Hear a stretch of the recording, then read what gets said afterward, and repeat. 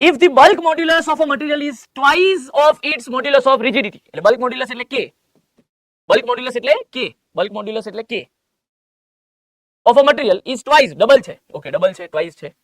of its modulus of rigidity, modulus of rigidity એટલે g, then the Poisson's ratio of the material will be, તો Poisson's ratio કેટલો હોય, તો કઈ રીતે ગોતી શકશો, તો અહીંયા આવી જાઓ,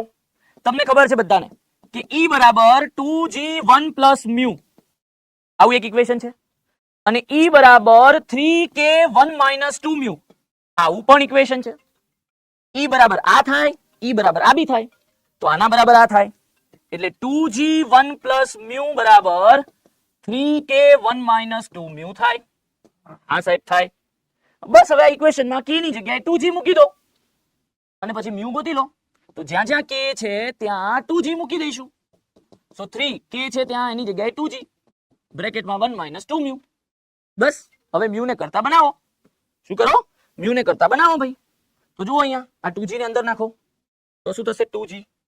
પ્લસ 2g mu, આ બાજુ 6g અંદર નાખી દો, અંદર નાખી દો 6g, પછી શું થશે 6g, પછી 6 દુના 12 mu g, અચ્છા mu g વાળા ભેગા કરો, આ બાજુ આવે એટલે 14 mu g થાય, 14 mu g, 2g આ બાજુ લાવો એટલે 4g થાય, g ઉડાઈ દો તો mu બરાબર 4/14 થાય, 4/14 એટલે 2/7, કારણ કે 7 દુ 14 અને 2 દુ 4,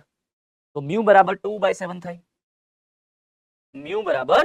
2/7 થાય, તો 2/7 is your correct answer. બોલો આવી મજા, બોલો પડી ખબર.